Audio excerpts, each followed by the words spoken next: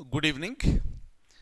APPSC group 1 main పరీక్షకు సంబంధించి నేను మీకు కొన్ని అంశాలు తెలియజేస్తాను. అంటే మన ప్రిపరేషన్ ఏ విధంగా ఉండాలి, మెయిన్స్ పరీక్షకైతే ఎలా ఉండాలి, దాంట్లో మనం తీసుకోవలసిన తగు జాగ్రత్తలు ఏమిటి, మనం ఎలా రాస్తే మనకు ఎక్కువ మార్కులు వస్తాయి, తద్వారా మనం కోరుకున్న సర్వీస్ వస్తుంది. ఇటువంటి అంశాలన్నీ కూడా నేను మీకు చెప్తాను, మీరు జాగ్రత్తగా వినండి. ముందుగా మెయిన్ పరీక్ష అనేటప్పటికీ అది డిస్క్రిప్టివ్ టైప్లో ఉంటుంది. మనం ఆన్సర్స్ రాయాలి అన్న విషయం ఆల్రెడీ నేను మీకు చెప్పాను. ఇక సిలబస్ విషయానికి వస్తే దాదాపుగా మీరు ప్రిలిమ్స్లో నేర్చుకున్న సబ్జెక్టులన్నీ అవే టాపిక్స్తో ఇక్కడ మెయిన్స్లో కూడా మనకు కనిపిస్తాయి. కాకపోతే ఇంకా కొన్ని అడిషనల్గా టాపిక్స్ యాడ్ చేయడం జరిగింది. వాటిని మళ్ళీ సపరేట్గా చదువుకోవాల్సిన అవసరం ఎంతైనా ఉంది. చదువుకున్న తర్వాత ఒక్కొక్క సబ్జెక్టు తీసుకుని ఆయా టాపిక్స్లో కొన్ని క్వశ్చన్స్ తీసుకొని మనం ఆన్సర్స్ రాయాలి. మరి ఆన్సర్స్ రాయడం అంటే ఏమిటి? ఇది మనం డిగ్రీలోనూ పీజీలోనూ రాసినట్టు రాస్తే మార్కులు వస్తాయా అంటే సమాధానం రావు. ఎందుకంటే ఇక్కడ ఆ ప్రశ్నకు సంబంధించిన ఆన్సరు ప్రశ్నకు సూట్ అయ్యే విధంగా వారు ఎన్ని పదాల్లో అడిగితే అన్ని పదాల్లో మాత్రమే ఆన్సర్ రాయాలి. తద్వారా నాణ్యత అనేది వారికి కనిపించాలి. అంటే మనం రాసే ప్రతి ఆన్సర్లోనూ, ప్రతి పారాగ్రాఫ్లోనూ, ప్రతి సెంటెన్స్లోనూ కూడా ఆ క్వాలిటీ అనేది పేపర్ కరెక్షన్ చేసేవారికి కనిపించాలి. కనిపిస్తేనే అప్పుడు మనకు మార్కులు వస్తాయి. మరి ఇలా రావాలి అంటే ఏం చేయాలి అంటే దీనికి ఒకే ఒక మార్గం ప్రాక్టీస్ చేయాలి. అంటే ఓపిక బాగా ఉండాలి. మనం మన సర్కిల్లో చాలామందిని చూస్తాము, గంటలు గంటలు కుర్చీలోంచి లేవకుండా కూర్చొని చదివే అలవాటు చాలామందికి ఉంది. కానీ ప్రాక్టీస్ చేయాలి అంటే ఒక గంటకు మించి ప్రాక్టీస్ చేయడం కూర్చొని అనేది చాలా ఇబ్బందికరమైన పరిస్థితి.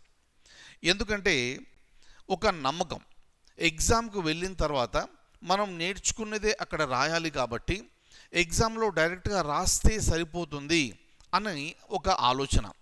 కానీ మనం జాగ్రత్తగా ఇక్కడ గమనిస్తే ఇక్కడ ప్రాక్టీస్ చేయకుండా, ఎగ్జామినేషన్ ముందు ప్రాక్టీస్ చేయకుండా డైరెక్ట్గా వెళ్ళి పరీక్షలో మనం నాణ్యమైన క్వాలిటేటివ్ ఆన్సర్స్ రాస్తాము అంటే మనం చాలా రిస్క్ తీసుకున్నట్టుగా మనం భావించాలి.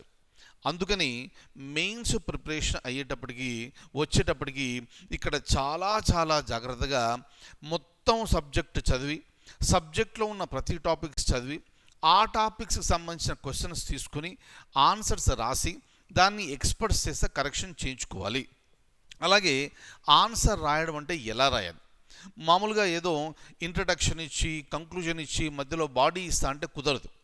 ఇంట్రడక్షన్లో ఏం రాయాలి, కంక్లూజన్లో ఏం రాయాలి, బాడీలో ఏం రాయాలి, కరెంట్ అఫైర్స్ వలన ఉపయోగాలు ఏంటి, ఎక్కడెక్కడ ఏ అంశాన్ని బట్టి మనం కరెంట్ అఫైర్స్ జోడించాలి, ఇవన్నీ కూడా మనకు క్షుణ్ణంగా తెలిసి ఉండాలి. క్షుణ్ణంగా మనకు తెలియాలి అంటే ఎక్స్పర్ట్ అడ్వైస్ తీసుకుంటూ వారి గైడెన్స్లో ప్రిపరేషన్ ఉండడం అనేది చాలా చాలా ముఖ్యమైన విషయం. ఈ విషయాన్ని మీరు ప్రతి ఒక్కరూ జ్ఞాపకం ఉంచుకోవాలి. ఫైన్. ఇప్పుడు నేను డాక్యుమెంట్ ఓపెన్ చేసి ఒకసారి మెయిన్స్కి సంబంధించిన సిలబస్ మీకు చూపించి అక్కడి నుంచి మనం ముందుకెళ్దాం. చూడండి, ఇది ఆల్రెడీ మీకు తెలిసిందే. ఇక్కడ మనకు మార్కులు కౌంట్ చేసేది పేపర్ 1, 2, 3, 4, 5. ఒక్కో పేపర్లో ఏముంటుంది అన్న విషయం మనం ఆల్రెడీ ఇంతకుముందు మనం మాట్లాడుకున్నాం. అంటే 5 పేపర్లు, ఒక్కొక్క పేపర్కు 150 మార్కులు, మొత్తం కలిసి 900 మార్కులు. నా ఇక్కడ మెయిన్స్ అప్రోచ్ ఏ విధంగా ఉండాలి అంటే చూడండి, ఖచ్చితంగా సిలబస్లో ఉన్న ప్రతి అంశాన్ని నేర్చుకోవాలి. ఇక మన సక్సెస్ ఎలా వస్తుంది అంటే రైటింగ్ ప్రాక్టీస్, ఆన్సర్స్ రాయాలి. ఆ ప్రాక్టీస్ అనేది ఎంత బాగా చేస్తే అంత మంచిది. మరి దానికోసం ఏం కావాలి అంటే సబ్జెక్ట్ కంటే ఎక్కువ మనకు ఉండవలసింది ఓపిక. ఎవరైతే ఓపికతో కూర్చొని ఓపికగా చక్కగా ఆలోచిస్తూ ఆన్సర్స్ రాస్తారో వారికి ఎక్కువ మార్కులు వచ్చే అవకాశం ఉంది. కాబట్టి ఇక్కడ ప్రతి ప్రశ్న చదివేటప్పుడు ఆ ప్రశ్న దేనికి సంబంధించింది అని జాగ్రత్తగా చదివి అర్థం చేసుకోవడం అనేది ఇంకొక ముఖ్యమైన పాయింట్. మరి ఎలా చదవాలి, ఎలా అర్థం చేసుకోవాలి, ఆన్సర్స్ ఎలా ఫ్రేమ్ చేసుకోవాలి, అవన్నీ కూడా ఇక్కడ మన ఫ్యాకల్టీ మెంబర్స్ ఇక్కడ మీకు గైడెన్స్ ఇవ్వడం జరుగుతుంది. కాబట్టి మీరు చదవాలి, రాయాలి, అలాగే రివైజ్ చేసుకోవాలి. రీడ్, రైట్ అండ్ రివైజ్, ఈ 3 ప్రిన్సిపల్స్ మీరు ఎప్పుడు కూడా మర్చిపోకూడదు. అలాగే ఇక ఆన్సర్స్ వచ్చేటప్పటికి నేను ఒక పేపర్ 1 ఆన్సర్స్ ప్రాక్టీస్ చేస్తే సరిపోతుందా, పేపర్ 2 చేస్తే సరిపోతుందా అంటే కాదు. ఇక్కడ పేపర్ 1, 2, 3, 4, 5 ప్రతి ఒక్క పేపర్లో ప్రతి ఒక్క టాపిక్కి సంబంధించి ఆన్సర్స్ అనేది ప్రాక్టీస్ చేయాలి. దయచేసి జ్ఞాపకం పెట్టుకోండి, రాయడం అనేది ఒక కళ. Writing is an art, it's not everybody's game. ప్రతి ఒక్కరూ దీన్ని ఇంత ఓపికగా చేయలేరు. ఎవరైతే క్రమశిక్షణతో చిత్తశుద్ధితో సర్వీసు సాధించాలి అని ఖచ్చితమైన లక్ష్యంతో ఉంటారో వారు మాత్రమే చేయగలరు ఈ పని.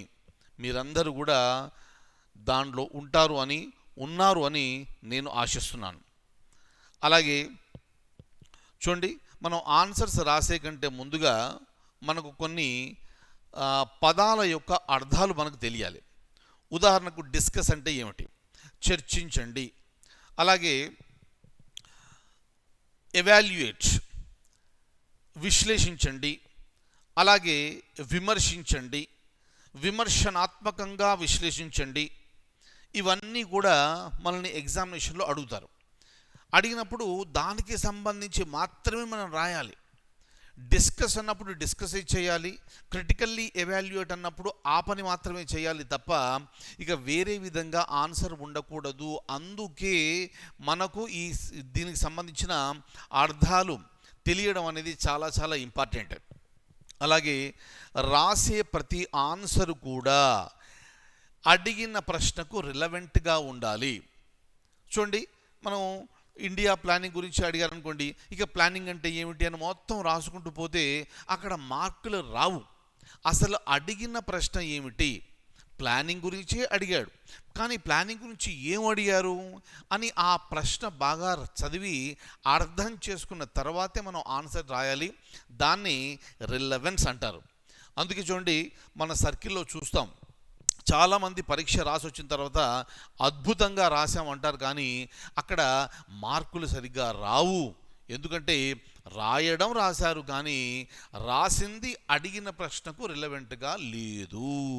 ఉండాలి అంటే ప్రాక్టీస్ చేయాలి, అనుభవజ్ఞుల చేత ఎప్పటికప్పుడు కరెక్షన్ చేయించుకుంటూ ఉండాలి.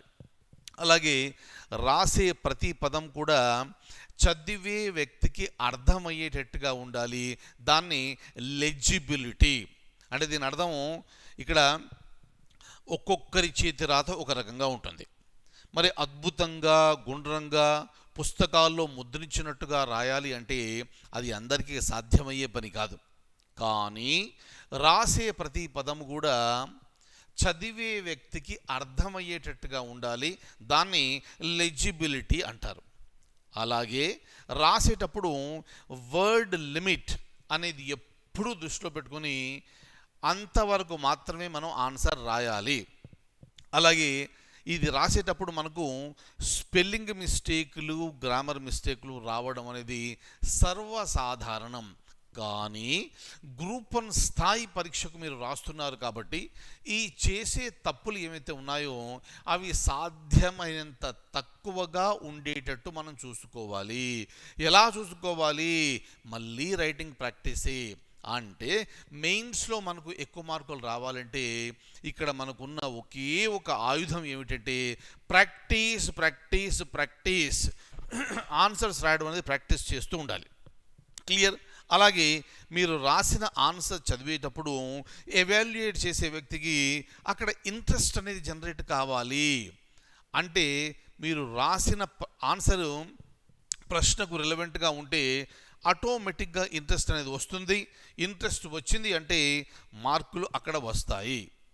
అలాగే చూడండి, మనం ఏ ఆన్సర్ రాసినా కూడా రాసే కంటే ముందు బాగా ఆలోచించుకోవాలి. దాదాపు ప్రతి చోట కరెంట్ అఫైర్స్ లింక్ ఎక్కడో ఉంటుంది. ఆ లేటెస్ట్ కరెంట్ అఫైర్స్ని ఆన్సర్లో లింక్ చేస్తూ మనం రాయాలి. మళ్ళీ దానికి సంబంధించింది ప్రాక్టీస్. అందుకే మూడో పాయింట్ మీరు చూస్తే ప్రాక్టీస్ మస్ట్ బీ కన్సిస్టెంట్. రెగ్యులర్గా ప్రాక్టీస్ చేస్తూ ఉండాలి. రాసే ప్రతి ఆన్సర్లో కూడా కంటెంట్ ఇంపార్టెంట్, లెంత్ ఇంపార్టెంట్, అలాగే ప్రజెంటేషన్ కూడా ఇంపార్టెంట్. అంటే మన మైండ్లో ఉన్న కంటెంట్ని ఎంత అద్భుతంగా మనం ప్రజెంట్ చేయగలిగితే అన్ని మార్కులు మనకు వస్తాయి. ఈ విషయాలన్నీ మీరు దృష్టిలో పెట్టుకోండి. అలాగే మన kalyanIAS.comలో వీటన్నిటికీ సంబంధించి అనుభవజ్ఞులైన ఫ్యాకల్టీ మెంబర్స్ చేత అద్భుతమైన కోచింగ్ అనేది ఇవ్వబడుతుంది. ప్రిలిమ్స్ చదువుకునేటప్పుడే ప్రతి ఒక్క సబ్జెక్టు ఇన్డెప్త్గా చదువుతూ, మెయిన్స్లో కూడా ఉపయోగపడే విధంగా చదువుతూ, మెయిన్స్కి సంబంధించి ఆన్సర్ రైటింగ్ మీద స్పెషల్ ఫోకస్ అనేది మనం పెడతాము. కాబట్టి ఈ సీరియస్నెస్ అనేది మనలో ఖచ్చితంగా ఉండాలి. ఇక్కడ మీరు మేము ఒకరికొకరు సహకరించుకుంటూ ముందుకు వెళ్తే అద్భుతమైన మార్కులు వస్తాయి. మీరు కోరుకున్న సర్వీసు మీకు వస్తుంది. ఇవన్నీ మీకు కావాలి అంటే మీరు kalyanIAS.com, మనది పూర్తిగా ఆన్లైన్ కోచింగ్. సో మీకు టెస్టులు కండక్ట్ చేసిన, క్లాసులు కండక్ట్ చేసిన అన్నీ కూడా ఆన్లైన్లోనే నిర్వహించబడతాయి. చాలా సులభం, చాలా సులువు. మీరు ఇంట్లో నుంచే చక్కగా ఇంటి భోజనం చేస్తూ మీరు ప్రిపరేషన్ కొనసాగించవచ్చు. కాకపోతే ఇక్కడ మేము చెప్పిన గైడ్లైన్స్ ఎప్పటికప్పుడు తూచా తప్పకుండా మీరు పాటించండి. విజయం ఖచ్చితంగా వరిస్తుంది. ఇక జాయిన్ కావాలి అనుకున్న విద్యార్థులందరూ కూడా దయచేసి ఒక పిక్ తీసుకోండి. ఇది యాక్చువల్ ఫీజు వచ్చేసి 38,999. ప్రస్తుతం మనం ఇచ్చేది 33,999 ఏపీపీఎస్సి. మీరు పే చేయాలి అంటే గూగుల్ పే ద్వారా లేదా ఫోన్పే ద్వారా, పేటిఎం ద్వారా మీరు పే చేయవచ్చును. పేమెంట్ అయిన తర్వాత వాట్సాప్లో మీ పేమెంట్ రిసీట్ స్క్రీన్ షాట్, మీ పేరు, మీ వాట్సాప్ నెంబరు, మీ mail ID, state Andhra Pradesh, course group 1, medium Telugu మీడియమా ఇంగ్లీష్ మీడియమా అక్కడ క్లియర్గా రాసి మీరు పంపించండి. క్లియర్. మీరు మీ దగ్గర నుంచి ఇన్ఫర్మేషన్ వచ్చిన ఒక గంట లోపు మీకు మెయిల్ వస్తుంది. ఆ మెయిల్లో మీరు క్లాసెస్ ఎలా యాక్సెస్ చేసుకోవాలనే డీటెయిల్స్ ఉంటాయి. వెంటనే మీరు క్లాసెస్ చూడడం మొదలు పెట్టవచ్చును. ఇక మిగతా వివరాలకి మీరు kalyanIAS.com సైట్ ఓపెన్ చేయండి. ఇది నా మొబైల్ నెంబరు, వాట్సాప్ నెంబరు, అలాగే ఇది నాది మెయిల్ ఐడి. మీకు ఏ డౌట్ ఉన్నా కూడా మీరు వెంటనే నాకు మెయిల్ చేయవచ్చును. అలాగే మీరు క్లాసులో జాయిన్ అయిన తర్వాత మీ డౌట్స్ అన్నీ కూడా మీకు మెయిల్ ద్వారానే ఆన్సర్ చేయబడతాయి. మీరు క్వశ్చన్ పంపించిన ఒక 4 గంటల లోపు మీకు నేను రిప్లై ఇవ్వడం అంటూ జరుగుతుంది. కాబట్టి మీకు కావలసిన సదుపాయాలు అన్నీ ఉన్నాయి ఇక్కడ. ఎగ్జామినేషన్ ప్రిపేర్ కావాలి, ఎగ్జామినేషన్ బాగా రాసి సర్వీస్ తెచ్చుకోవాలి ఖచ్చితంగా సర్వీస్ తెచ్చుకోవాలి అనుకునే ప్రతి ఒక్క విద్యార్థి వెంటనే జాయిన్ అయ్యి ప్రిపరేషన్ మొదలు పెట్టండి. ఇక మీకు కావాల్సిన గైడెన్స్ అంతా కూడా ఇక్కడ ప్రిలిమ్స్ క్లియర్ కావడానికి, మెయిన్స్ బాగా రాసి బాగా మార్కులు తెచ్చుకొని మంచి సర్వీస్ సాధించడానికి అద్భుతమైన ట్రైనింగ్ అనేది మీకు ఇవ్వబడుతుంది. Thank you so much. I will see you in the classes. Take very good care.